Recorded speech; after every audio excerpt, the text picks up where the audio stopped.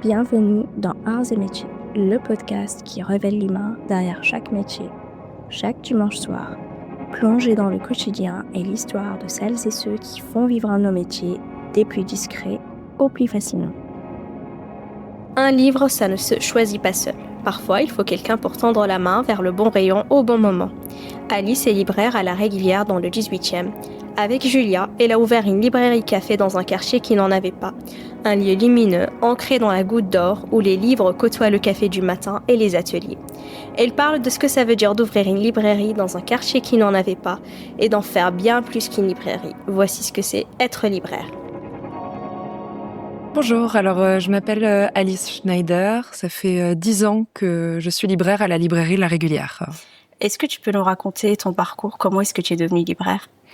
Alors moi je suis originaire de la ville de Strasbourg, qui est dans l'est de la France, qui a une histoire assez liée au monde du livre de manière générale. C'est là que Gutenberg a imaginé l'imprimerie et personnellement je viens d'une famille où le livre a toujours eu une place importante.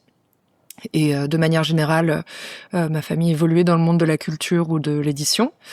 Je suis venue à Paris à 18 ans pour mes études et j'ai été à l'école Estienne, qui est une école consacrée à l'objet livre, c'est-à-dire aux techniques d'impression, mais aussi à l'édition et au graphisme. J'y ai fait des études de graphisme.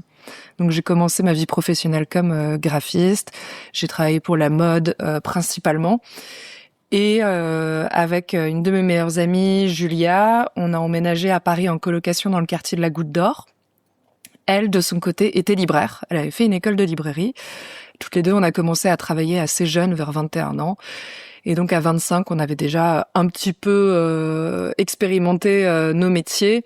Elle travaillait dans une grande librairie du 19e arrondissement. Et toutes les deux, on a commencé à avoir envie de monter notre propre librairie dans le quartier où on habitait, qu'on adore, qui s'appelle la Goutte d'Or, dans le 18e arrondissement, parce qu'il n'y avait pas de librairie indépendante. Et qu'on savait qu'il y avait de la place pour notre petit projet. Et du coup, c'est par une forme de hasard, en fait, que je suis devenue libraire. Enfin, pas vraiment de hasard, mais c'était pas vraiment prévu. J'avais pas anticipé ça. C'est Julia, donc, qui m'a formée de A à Z. On a monté la Régulière, donc, notre librairie qui s'appelle la Régulière ensemble. Et du jour au lendemain, je suis devenue libraire. Pourquoi est-ce que la librairie s'appelle La Régulière? Alors c'est une référence à l'expression la régulière qui était dans l'ancien français la favorite, c'est-à-dire si un homme avait plusieurs amantes, il revenait toujours à sa favorite. On est dans un quartier où il y a un Gilbert Joseph juste à côté et d'autres très bonnes librairies, donc on se disait que nos clients iraient forcément à voir ailleurs, mais ils reviendraient toujours à leur favorite. Et il y a aussi une autre expression un peu plus consensuelle qui veut dire se battre à la régulière, qui est se battre à armes égales. Et c'est vrai qu'on a monté la régulière avec très peu de fonds, très peu de subventions. On a tout fait nous-mêmes, donc ça nous tenait aussi à cœur ce côté vraiment, on a tout, enfin voilà, autonome et indépendante. Et là, c'est magique d'être entouré de livres, mais concrètement, comment est-ce qu'on choisit les livres qui entrent dans une librairie? Alors le monde du livre, c'est tout un écosystème à la fois complexe et une fois qu'on est dedans assez évident. Donc les maisons d'édition sont représentées par des groupes de distribution qui s'occupent à la fois de la logistique mais aussi de ce qu'on appelle la diffusion, c'est-à-dire faire la promotion du catalogue des livres. Donc ces groupes de diffusion-distribution ont des représentants qui viennent nous rendre visite tous les mois pour nous présenter les nouveautés à venir. Donc ils nous les présentent. Dans l'idéal, ils nous font une petite sélection de ce qui pourrait convenir à notre librairie et on choisit dans leur catalogue. Après, on fait aussi beaucoup de prospection, c'est-à-dire qu'on se tient beaucoup au courant de ce qui sort, de ce qui va arriver. On suit certaines maisons d'édition plus que d'autres, certains autoristes plus que d'autres. Ok. Et combien de nouveautés vous recevez en moyenne par semaine? Difficile de dire. Nous, on est une petite librairie, on a 7000 références. Maintenant, on dirait une librairie moyenne, mais la plupart des librairies ont quand même beaucoup plus. Le nombre de nouveautés par semaine, selon les périodes, entre 50 et 200, je dirais, quand même. Après, 200, c'est vraiment dans les périodes très difficiles de septembre, par exemple, de rentrée littéraire. Sinon, en période basse, comme en ce moment, peut-être une trentaine. Et nous, côté lecteur, on imagine souvent le libraire comme quelqu'un qui lit beaucoup. Quelle part de votre métier est consacrée à la lecture? Alors ça, c'est vraiment le nerf de la guerre. C'est à la fois quelque chose que les gens imaginent et qui est en même temps essentiel. On est obligé de lire beaucoup, il le faut, mais c'est pas toujours facile. Nos journées à la librairie ne sont vraiment pas consacrées à la lecture. Au contraire, c'est très logistique. C'est contrairement à ce qu'on imagine, un métier très physique, mais aussi évidemment intellectuel. Il y a quand même l'obligation de savoir ce qu'on a en rayon. On lit absolument pas tous les livres. J'anticipe cette question parce qu'on nous la pose tout le temps. Mais c'est vrai que ça, quand on est libraire, il faut que la lecture soit notre passe-temps principal. Mais du coup, c'est sur le temps personnel. Et est-ce que vous arrivez à reconnaître certains lecteurs avec leurs habitudes de lecture, par exemple? Ouais, absolument. C'est même une partie du métier que je trouve chouette. Moi, que j'ai découverte en devenant commerçante. En fait, au-delà même du métier de libraire, d'être commerçant, de tisser des liens avec ses clients.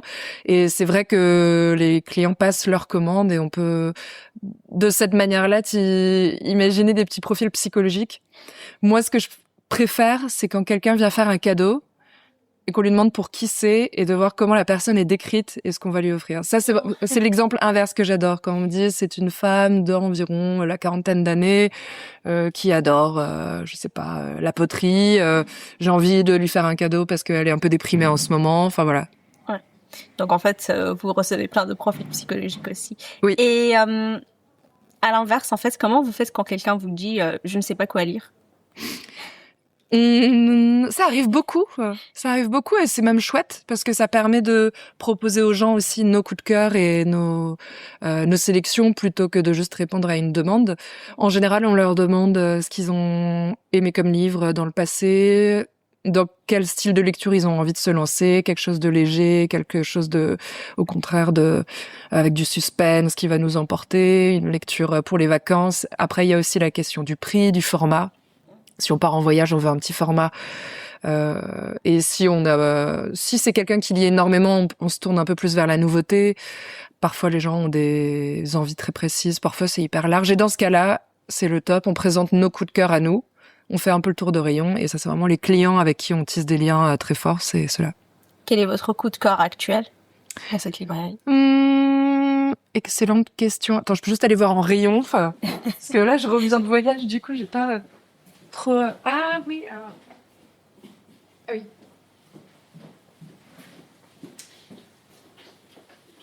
Mon dernier coup de cœur, c'est un livre qui est sorti début janvier qui s'appelle Une travailleuse de Antonia Crane aux éditions Tusitala. Antonia Crane, c'est une travailleuse du sexe américaine qui est militante, très engagée, passionnante et qui chronique en fait sa vie en Californie depuis plusieurs années. Et c'est un très très beau livre que j'ai adoré lire. Ok.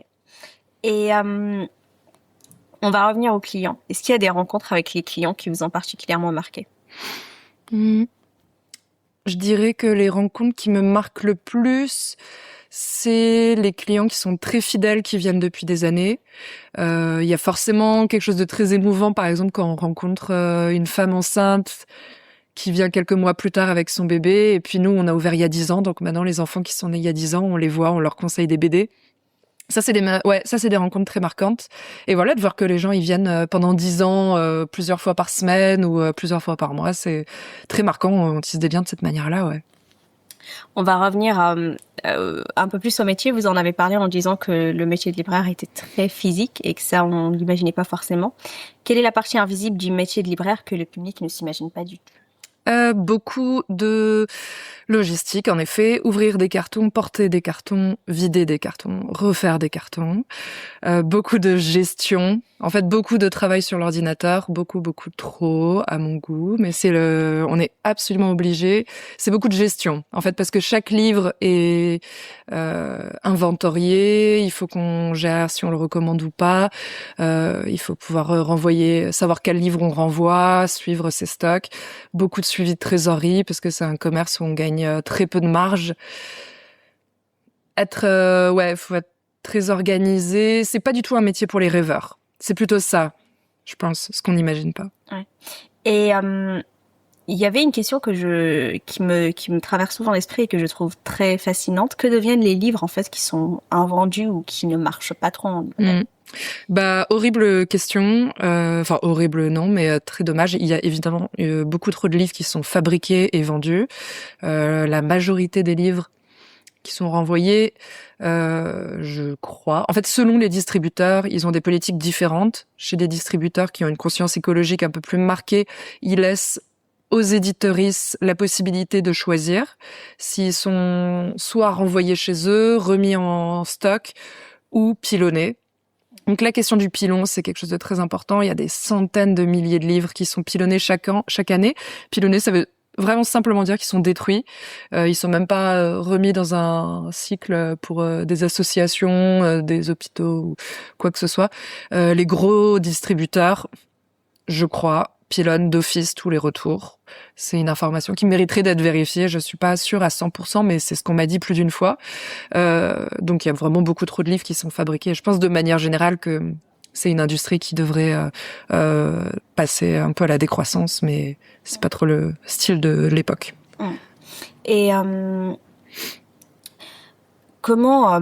là, en fait, je connaissais votre librairie parce que j'adore moi aussi ce quartier. Je passais souvent devant. Et la INAM qui s'en dégage. Dès qu'on la voit, on voit qu'elle a INAM, qu'elle a quelque chose de très particulier qui attire le regard. Comment est-ce qu'on fait pour créer l'ADN de sa librairie, en fait, pour qu'elle ait cette coloration particulière dont on sait qu'elle est identifiable? Bah, merci déjà, parce que c'est super. C'est ce qu'on essaye de faire tous les jours. Nous, ce qu'on voulait dès le début, alors comment on fait pour donner une âme? Je pense que les commerces indépendants de manière générale, surtout dans les grandes villes comme Paris, doivent être très incarnés. C'est-à-dire il faut que les gens reconnaissent un petit peu les gens qui y travaillent, qu'il y a quand même un rapport au client qui soit chouette, qu'on tisse des liens.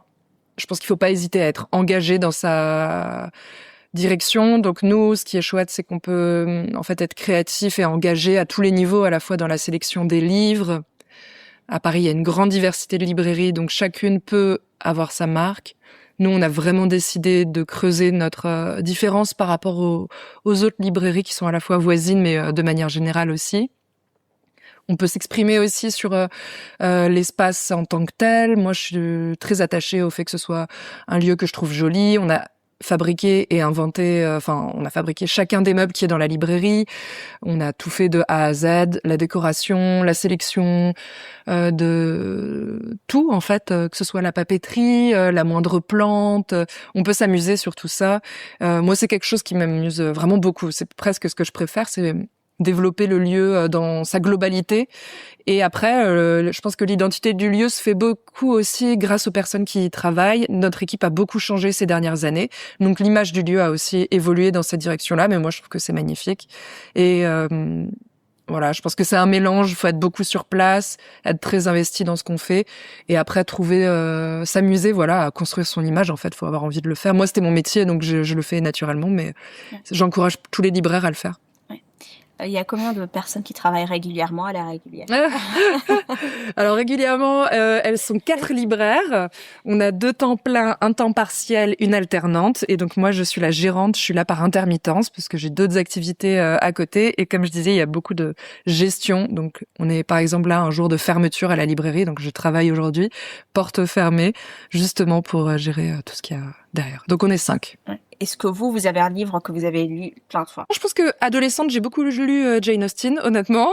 Adolescente, j'ai beaucoup lu aussi Françoise Sagan. Ouais. Aujourd'hui, qu'est-ce que je lis? Je lis plus grand-chose plusieurs fois de suite. Ah, j'ai lu plusieurs fois Sylvia Plath, La cloche de détresse, qui est vraiment mon livre favori.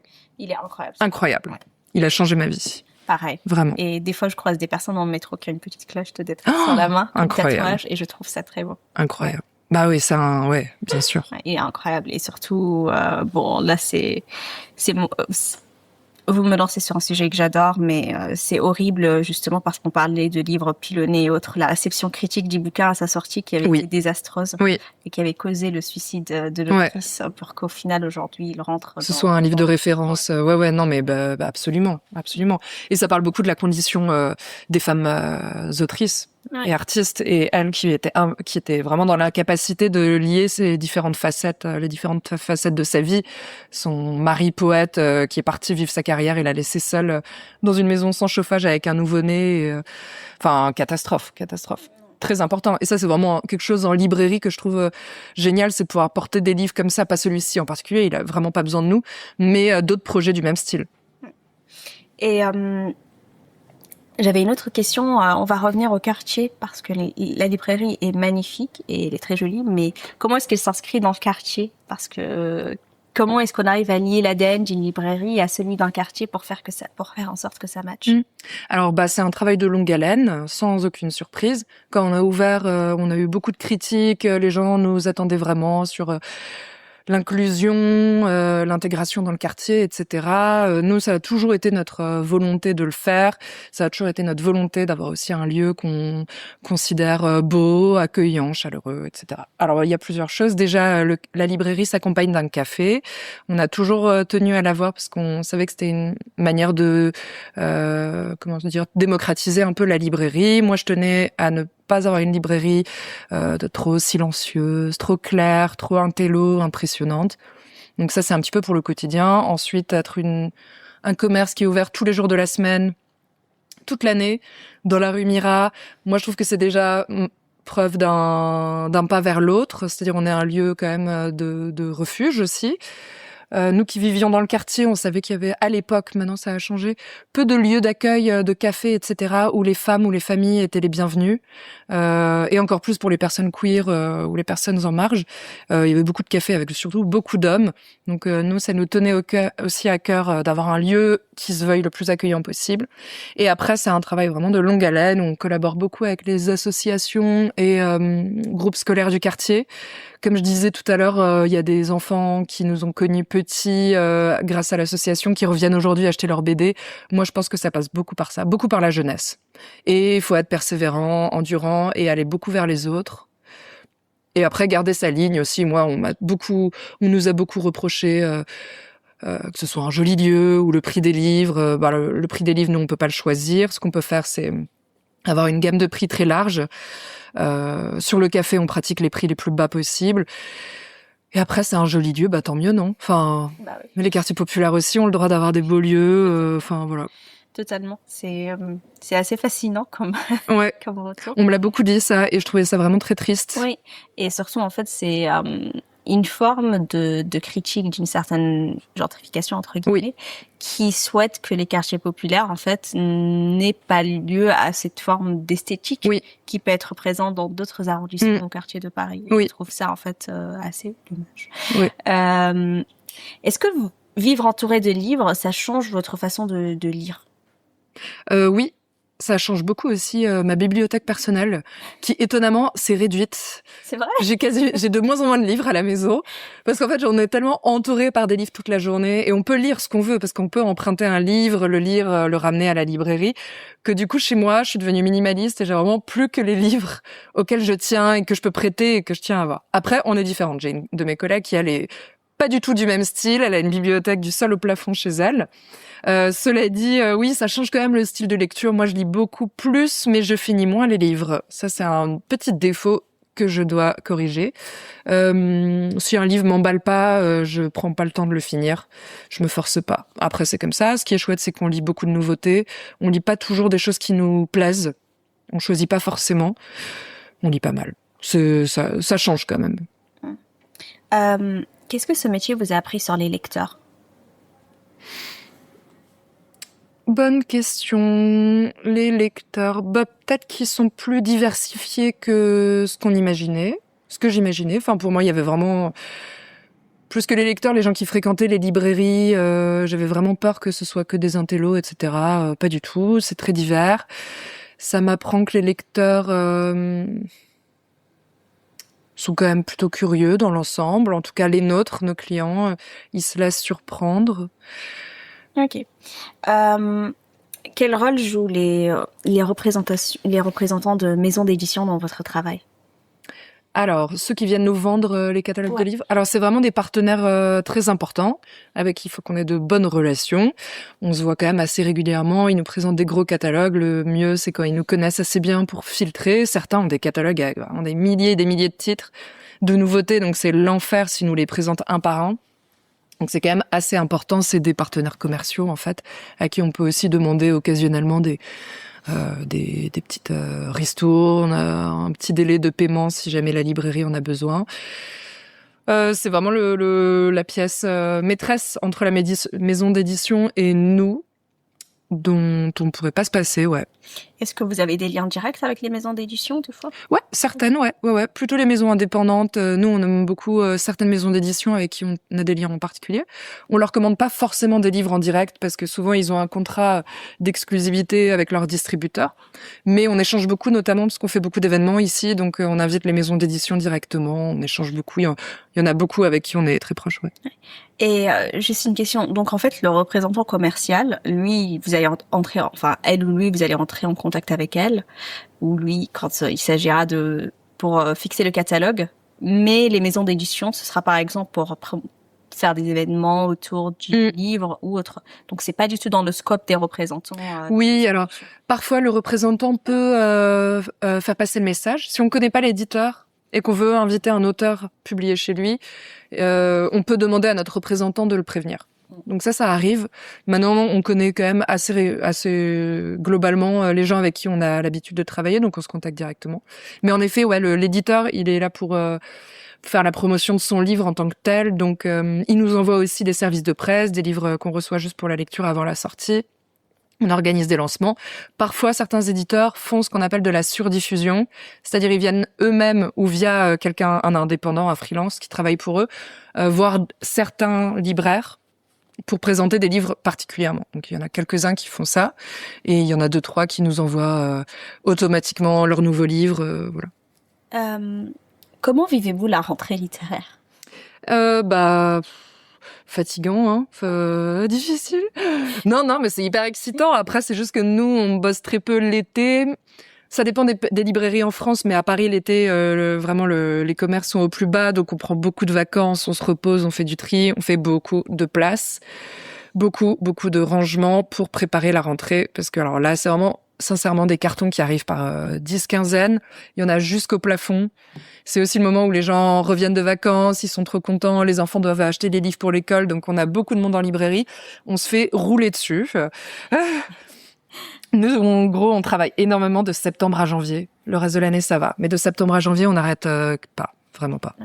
Et on en a un peu parlé en utilisant le mot décroissance, mais je me souviens de quelques articles de presse qui commençaient à sortir il y a 2-3 rentrées littéraires pour dire qu'il fallait peut-être un peu limiter le nombre de sorties. Je me souviens que c'était en 2022 et qu'il y avait l'information était vérifiée, mais plus de 500 sorties littéraires et que c'était vraiment impossible à suivre à la fois pour les lecteurs et pour les libraires. Impossible. Est-ce que c'est un regard que vous portez aussi? Et là, j'ai vu qu'il y a 2 rentrées littéraires qui sont en train de se créer, donc la rentrée littéraire d'hiver et celle de septembre. Est-ce que créer ces 2 moments différents permettrait un peu de fluidifier en fait l'offre qui est sur le marché, ou est-ce que c'est vraiment juste une illusion, quoi, et ça change rien à la quantité? Je pense que ça changerait rien à l'élan qui se passe en septembre, en plus parce qu'à l'automne il y a tous les grands prix qui tombent, donc c'est vraiment le moment où il faut sortir un livre si on veut qu'il marche.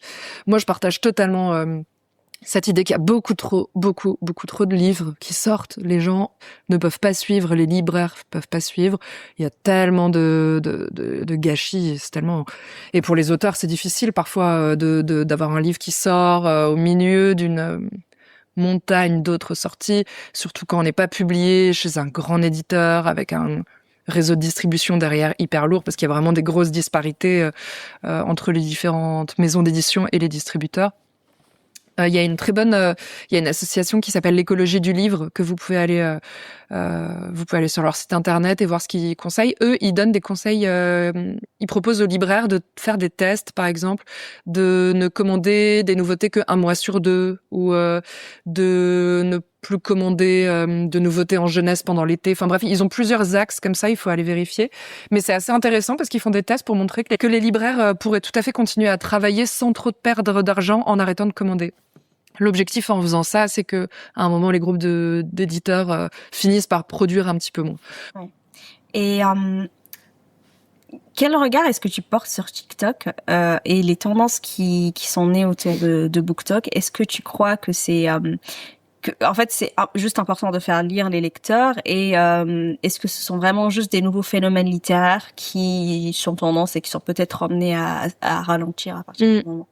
Alors, excellente question. J'ai pas un avis très tranché parce que je connais pas. Moi, j'ai jamais été sur TikTok, donc je sais pas à quoi ça ressemble.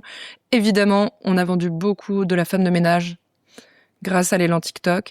Moi, ce qui me pose question de manière générale quand il y a un élan vers un seul livre comme ça, c'est à la fois c'est génial que les gens lisent, trop cool, mais pourquoi ne pas lire autre chose? Il y a tellement de diversité. Moi, je suis plutôt pour la bibliodiversité, c'est-à-dire vraiment proposer, faire découvrir des textes différents, faire émerger des voix qu'on entend peu.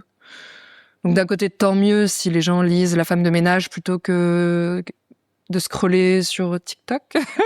En même temps, bon,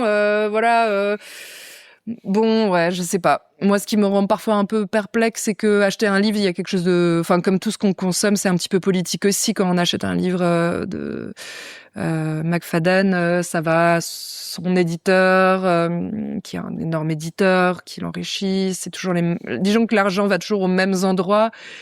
Et peut-être que et selon moi, ça entraîne pas la curiosité de dont on a besoin aujourd'hui, disons. Je pense qu'on a tous et toutes, avec des smartphones et le reste, besoin d'entraîner un petit peu notre curiosité et notre attention aussi.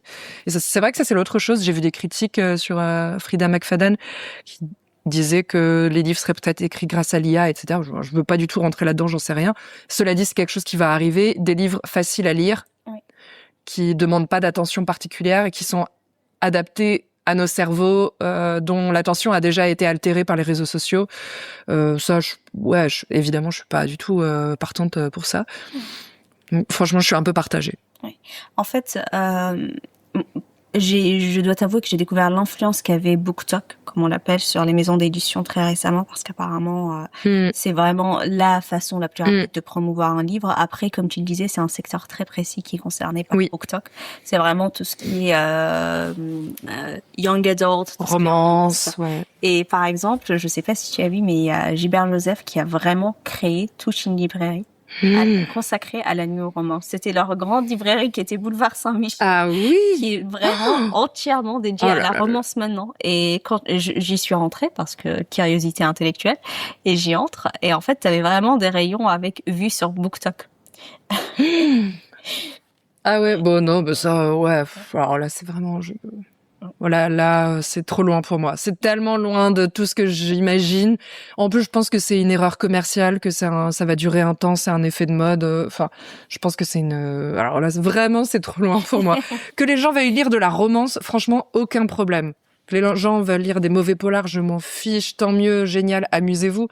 Mais de là à limiter l'offre à ça, à ce que les gens veulent lire, je sais pas. C'est comme si on avait plus que des McDonald's parce que tout le monde veut manger au McDo. Oui. On a aussi on peut aussi, au-delà de la responsabilité, juste avoir envie de parler d'autres choses, quoi. Ouais, et surtout, en fait, moi, ce que je trouve assez dommage, en fait, c'est très important de lire la romance, et c'est un genre qui était souvent très méprisé, absolument. Notamment par un regard très masculin. Mais le fait de créer ce phénomène de tendance autour que de cela, ça peut limiter en fait nos perspectives de prise de position politique. Absolument. Après, on dit ça, bien parler de Jane Austen, mais elle avait un regard très politique dans ses romans. Mais on avait cette discussion la dernière fois avec toute l'équipe. On prenait un petit déj ensemble et on en parlait. Aussi du fait que dans la romance, souvent les relations hommes-femmes sont très caricaturales, parfois hyper toxiques, et que bon, ok, on a tous et toutes lu des livres comme ça. Moi, j'ai grandi avec Cohen, des trucs vraiment avec du recul, vraiment des modèles vraiment nuls, mais quand même bien écrits et tout. Enfin voilà, ça existe. Mais en fait, à partir du moment où on lit que ça, voilà, en effet, politiquement, ça altère un peu notre jugement et en fait, au fur et à mesure, c'est comme ça qu'on construit des représentations complètement faussées et violentes du monde, des relations hommes-femmes et de ce qui compte, quoi. Et en effet, c'est dommage de ne lire que ça parce que ça a un effet sur notre cerveau, en fait. Totalement. Justement, on va revenir à la lecture. Est-ce qu'un libraire peut encore lire un livre comme un lecteur ordinaire? Oui, moi je le fais pendant les vacances. Quand je pars en vacances, oui, alors pas moins qu'avant, hein. Et c'est peut-être pas le cas pour tout le monde. Faudrait voir avec le reste de l'équipe parce que moi je pense pas que je sois celle qui lit le plus. Moi je lis beaucoup de bandes dessinées aussi parce que je m'occupe beaucoup de la BD et des beaux-arts. Mais en littérature, comme je suis pas celle qui lit le plus et qui a besoin d'être le plus au fait des nouveautés, je prends la liberté, notamment pendant les vacances, de prendre des classiques que je n'ai jamais lus et que j'ai envie de lire depuis toujours. Comme ça, je les prends en format poche, je les mets dans ma valise comme un lecteur normal, ouais. Bah, en parlant de bande dessinée, j'avais eu un gros coup de cœur il y a 2 ans sur la bande dessinée La Distinction de Tiffany. Ah oui, bien sûr, ouais. Et il en sort un nouveau. Ok. Sur Kafka. Ouais, À la super. fin du mois et il interviendra pour le podcast aussi. Génial. Bah, tu pourras lui dire que j'ai adoré La Distinction aussi. Bah, On la vend beaucoup. Elle avait aussi sorti Carnet de thèse. Qui Ah oui, incroyable, exact. qui était très très bien. Et elle a un rapport très très différent en fonction des sujets qu'elle traite avec les couleurs. C'est-à-dire que la bande dessinée sera soit en couleur, soit en noir et blanc. Et je trouve ça assez super. Est-ce que tu sens un changement dans la façon dont les gens consomment des livres aujourd'hui? Oui, depuis plusieurs années, on voit quand même une baisse du panier moyen. Donc nous, c'est quand même un indicateur qu'on peut suivre. On voit que le prix des livres augmente et que les gens dépensent un peu moins. Évidemment, les gens ont moins d'argent, l'inflation a tout emballé, le prix du livre a un peu augmenté à cause de la hausse du prix du papier. Les gens commandent un peu moins. Moi, en effet, ce qui m'inquiète, on en a parlé tout à l'heure, c'est que je vois que les ventes se concentrent sur certains titres. Il y a toujours des clients très curieux. Nous, on a la chance d'avoir une clientèle très très curieuse, très. En plus, on est entouré de librairies plus généralistes, donc ils viennent pas chez nous pour acheter les blockbusters. Mais malgré tout, même chez nous, on voit qu'il y a certains titres qui emportent la mise et que, en effet, les achats se centralisent. Donc, il y a quelques grands gagnants dans le monde du livre et beaucoup de perdants. Ok. En parlant de gagner ou de perdre, est-ce que les prix littéraires vous aident vraiment à vendre ou est-ce que ça n'impacte en fait que les grandes surfaces, par exemple? Je pense que ça impacte surtout les grandes surfaces, mais ça nous impacte un peu quand même, un petit peu, mais dans une moindre mesure. Ok. Par exemple, quand le Goncourt tombe, est-ce que le lendemain, il y a des gens qui vont passer? Ok. Quand même. Après, chez nous, ça dépend des Goncourt. Il y en a qui ont vraiment très très bien marché. De manière générale, mais surtout le Goncourt, peut-être le Goncourt des lycéens et le Femina, c'est peut-être les 3 grands prix chez nous qui ont le plus, ou peut-être le prix de Flore aussi. Bon, si en général on en recommande. Quand ça tombe, on en passe 10, comme ça on est sûr d'avoir un petit peu, et après on voit que ça se vend quand même, je dirais 2 fois plus quand même qu'avant. Ouais. Mais c'est pas non plus un raz-de-marée, quoi. J'ai une question de profane. C'est quoi le concept du Goncourt des lycéens? C'est un comité de lycéens qui lisent. C'est plein de lycées dans le France qui sont sélectionnés et dont les élèves sont invités à lire le livre et ceux qui votent. Et comment est-ce qu'on les choisit, ces élèves? Je sais pas. Faudra demander au comité, mais c'est chouette, non?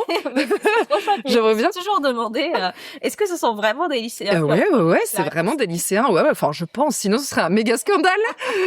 C'est vraiment des lycéens. Là, on va revenir un peu plus à ton quotidien, à toi. Et donc, je voulais savoir à quoi ressemblait une journée type pour toi. Alors, une journée type en librairie. On arrive un petit peu avant l'ouverture. En général, nous, comme on a le café à l'ouverture, il faut installer le café, etc. Faire en sorte que les librairies soient prêtes à ouvrir. Dans la matinée, en général, il y a des réceptions de livres. Jusqu'à midi, 14h, on reçoit des cartons de livres, donc il faut les entrer en stock, etc. Souvent, dans la journée, il y a au moins un rendez-vous avec un représentant. Et à côté, on range les livres en rayon, il faut les entrer en stock, les ranger. On reçoit des commandes par mail, donc il faut qu'on prépare les commandes pour les clients. On reçoit les clients. Il y a un petit rush en fin de journée. À partir de 16h, les gens commencent à arriver un peu plus. En gros, en début de journée, c'est assez calme. On a du monde au café et pas mal de boulot. Et à partir de 16h, il y a beaucoup de monde qui vient. Donc là, on est beaucoup plus en rayon, en caisse.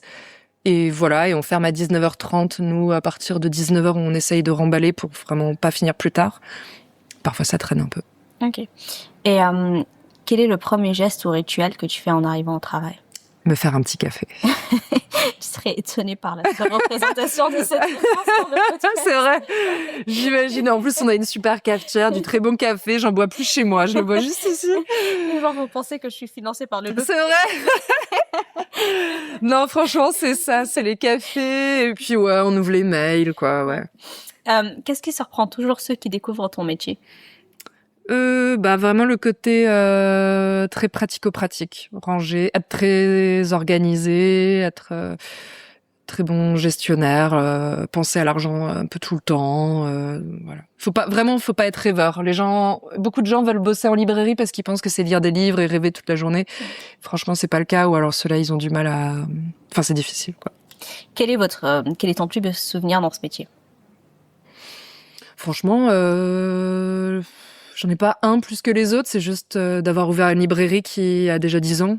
C'est un souvenir qui dure 10 ans, ouais. Mais est-ce que tu as un souvenir en particulier, par exemple le premier jour ou le premier? Oui, peut-être le tout premier jour. On avait fait l'inauguration la veille au soir. Il y avait beaucoup de monde. Avec Julia, avec qui j'ai ouvert la librairie, on est toutes les deux tombées très malades juste avant l'ouverture. Je pense à cause du stress. Moi, j'avais perdu ma voix, donc je pouvais plus parler. J'étais comme ça. Donc on a eu l'ouverture, l'inauguration avec la mairie, etc., plein de monde. Et le lendemain matin à 10h, fallait ouvrir. Et moi, j'avais jamais été libraire, j'avais même jamais travaillé dans un café. Julia non plus. Et on avait oublié d'acheter du lait. Et les gens nous demandaient des cafés au lait. Et on savait même pas le faire. On me demandait des conseils en librairie et je savais pas quoi dire. Vraiment une journée vertigineuse. Et à l'inverse, un moment difficile où le doute était très présent. Oui, on a eu un très gros cambriolage, dégradation en 2022, si je me trompe pas. 2022, 2023 peut-être, je sais plus. Très mauvais moment. Ouais. De voir notre librairie, tout ce que j'ai créé, des choses que j'ai fabriquées moi-même, vraiment cassées, abîmées, avec le stress financier qui a suivi, les mois qui ont suivi, très très dur. Et comment s'est passé le confinement d'ailleurs en parlant de moments stressants? Ah oui, c'est vrai qu'il y avait ça aussi, c'est vrai. Alors, le confinement, on a fermé du jour au lendemain. Moi, j'ai eu la chance de pouvoir partir de Paris. Julia et Morgane, Morgane, elle travaille toujours ici. Julia, c'est mon associée. Elle travaille plus ici, mais elle est toujours propriétaire. Elles étaient à Paris. Dès le début, on s'est mis au travail. On a cherché toutes les aides possibles et imaginables. On a monté notre site internet de vente en 2 jours. En fait, tous les matins, on travaillait, chacune de chez soi en télétravail. On a mis en place le site, fait beaucoup de communication. On s'est beaucoup occupé. On a été hyper présente sur les réseaux. Tous les jours, on faisait des ateliers, des conseils de lecture, des podcasts, des machins. On faisait vraiment des surex. Moi, je trouvais ça assez agréable. Mais vraiment, parce que franchement, j'ai eu ce privilège ultime de pas être à Paris. C'était vraiment une chance incroyable. Après, je suis revenue le 1er mai parce que fin avril, on a pu commencer à rouvrir en click and collect. Et là, a commencé une période très bizarre où on passait vraiment nos journées ici. On travaillait encore plus qu'avant parce que comme on voulait pas être chez nous, on arrivait à 8h, on partait à 20h. On passait nos journées toutes les 3 ensemble. Les clients venaient à la porte, on leur vendait des livres. Ce qui est spécial, c'est que c'est quand même une année financièrement pour les librairies qui a été plutôt positive dans l'ensemble parce qu'on a été exonérés de beaucoup de choses. Nous, en plus, on a des partenaires comme la mairie de Paris qui nous ont beaucoup soutenus. Et on a quand même finalement bien vendu. Les clients étaient au rendez-vous. Ils étaient très inquiets pour l'avenir des librairies indépendantes. Donc, bizarre, très stressante. Mais à la fin, ça a été quoi? Moi, je me souviens de l'élan de solidarité, en fait, qui était assez chouette, qu'il y a eu envers les libraires. Et je sais pas si tu te souviens de l'initiative, je suis sûre que oui. En fait, il y avait certains sites web ou comptes de réseaux sociaux qui disaient voici les sorties littéraires qui étaient censées arriver le 17 mars, en fait, et qui, du coup, ne pourront pas promouvoir leurs livres pour que les lecteurs, en fait, achètent le livre par solidarité avec eux. Ouais. Alors ça, je me souvenais pas forcément que des gens parlaient de ça en particulier, mais je sais que c'est un énorme truc dans l'édition. Tous les livres qui sont sortis à cette période, c'est des livres sacrifiés. Il y en a 2, 3, je sais plus lesquels, qui sortaient du lot, ceux qui avaient le plus de presse, etc. Mais oui, nous, on continue à recevoir en plus au début. Peut-être pas quand c'était totalement confiné, mais à un moment, on a recommencé à avoir des livraisons avec des livres que personne n'achèterait jamais, quoi. C'était bizarre. Quels sont les clichés qui circulent sur le métier de libraire? Qu'on fait que lire, que on est un peu omniscient. Les gens pensent qu'on a tout lu, qu'on sait tout. Bon, on va pas se plaindre, c'est un métier qui a une très bonne image, c'est très valorisé.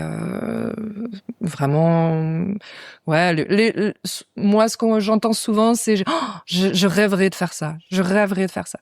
Et c'est super gentil. Et je pense en effet qu'on a beaucoup de chance de faire ce métier. Je pense, voilà, peut-être les gens se rendent pas compte. En plus, en étant gérante de librairie, je pense que les gens se rendent pas compte quand même du stress qu'on a et du peu d'argent qu'on gagne quand même. Voilà. Justement, en parlant de la chance de faire ce métier, quel conseil donnerais-tu à quelqu'un qui a envie de faire ce métier? Eh bien, de bien se former, de se former soit en allant faire une formation, soit en faisant des longs stages, de pas être pressé, de laisser, faut pas avoir envie hyper vite d'avoir beaucoup de responsabilités, de profiter aussi de l'apprentissage. Ce que je trouve important, c'est de prendre le temps de faire sa propre bibliographie dans sa tête. Et ça, il n'y a pas de secret, ça prend des années, une vie pour avoir des conseils un peu à donner en continu, de parler beaucoup avec les autres acteurs du livre, et après d'être de manière générale très organisé. Est-ce qu'il y a une tradition, un savoir-faire que tu aimerais préserver? J'aimerais bien quand même que les libraires continuent à mettre en avant des voix et des projets émergents, enfin voilà, qu'on se contente pas à juste vendre des livres qui sont faciles à vendre. Voilà. Qu'est-ce que ce métier a changé en toi comme personne? À quoi ressemblait l'Alice d'avant la régulière et Alice après la régulière? Elle a bien changé. Elle a bien changé.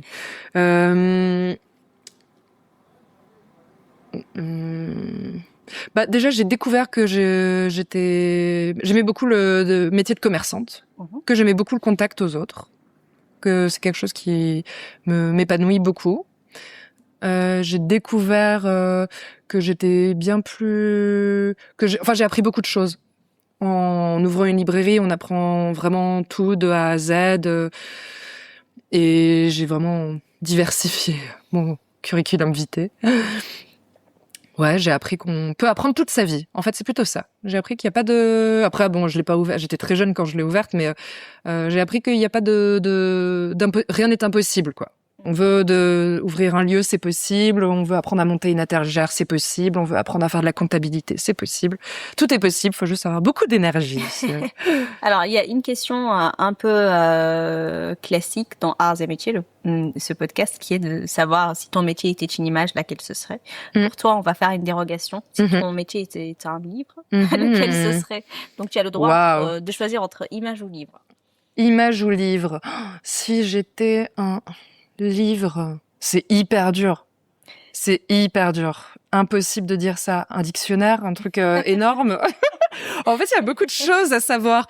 Parfois, c'est pas des choses importantes, mais il y a beaucoup de petits détails. Un livre qui dure longtemps, quand même. On met du temps à le lire, quand même. On met du temps à être à l'aise à le lire. La recherche de Marcel Proust. Oh, par exemple. Allez, je te laisse choisir. Non, très bien. C'est injuste. Non, franchement, je saurais pas en choisir un particulier. Et si c'était une image, une montagne de livres, tu vois, une montagne de livres qu'il faut trier. C'est quelque chose dont je fais souvent des cauchemars, tu vois. Vrai. Oui, trop de choses, j'ai pas le temps de tout ranger. Ouais, voilà, c'est le genre de cauchemar qu'on fait quand on devient gérant de librairie. Alors, j'ai une autre question assez dure et je m'excuse d'avance, mais là, on est entouré de livres. Si tu devais vraiment, et il y a une forme d'incendie fictif, mais on le souhaite pas, et tu dois vraiment sauver un seul livre de la librairie. Lequel ce serait? Un seul livre. Un seul livre. Punaise. Qu'est-ce que je prendrais? Tu sais quoi, je prendrais le seul livre que la régulière a édité. Désolée pour les autres. Il y a plusieurs années, on a fait une résidence avec un auteur qui a animé pendant 1 an des ateliers de lecture avec des habitants du quartier, adolescents et adultes.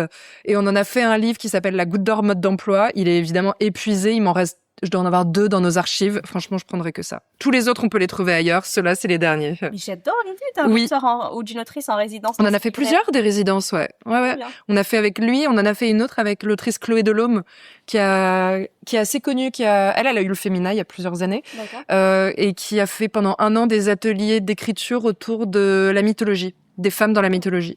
Très chouette. Oui. Comment vois-tu l'avenir de ce métier dans 20 ans? Bonne question, parce que je me questionne sur comment le métier va évoluer. Moi, je pense qu'il y aura toujours des librairies et toujours des gens pour lire des livres. Je me demande ce qui va se passer avec l'IA, notamment, et voilà les changements de consommation qu'on voit déjà s'opérer. Je pense qu'il y aura peut-être toujours des librairies, peut-être moins, et des librairies extrêmement différentes. Peut-être que moi, j'ai du mal à croire que le modèle de la librairie généraliste, très très grande, notamment les grandes surfaces et tout, puisse vraiment durer avec l'essor d'Amazon. J'espère qu'un jour Amazon va s'effondrer, mais ça me semble inéluctable. Ça me semble impossible. Vraiment, je vois pas de solution à ça, mais... Donc je me dis, celles qui resteront, ce seront celles qui seront les plus engagées et les plus... voilà, avec des sélections vraiment innovantes, des choses très différentes. Et quand tu repenseras à ce métier dans 20 ans, qu'aimerais-tu qu'on retienne de toi? J'aimerais qu'on retienne... c'est-à-dire, genre les clients, s'ils repenseraient moi perso ou à la régulière À toi. À moi. Quand dans 20 ans, en fait, tu repenseras à cette aventure de la régulière, quels sont les souvenirs que tu as? J'espère qu'ils se souviendront que j'étais très heureuse et enthousiaste de l'avoir fait. Même, il y a eu des moments très difficiles, et d'ailleurs, les très bons clients le savent et nous ont vus dans des moments très difficiles où j'étais beaucoup moins joyeuse qu'aujourd'hui. Mais j'espère qu'ils se souviendront qu'on l'a fait avec beaucoup d'enthousiasme. Merci d'avoir écouté Arts et Métiers. Si cet épisode vous a plu, vous pouvez vous abonner au podcast et laisser 5 étoiles. Et si vous souhaitez vous aussi raconter ou suggérer un métier, écrivez-moi sur artsetmétiers.podcast@gmail.com. On se retrouve dimanche prochain pour un nouveau métier et pour une nouvelle personne.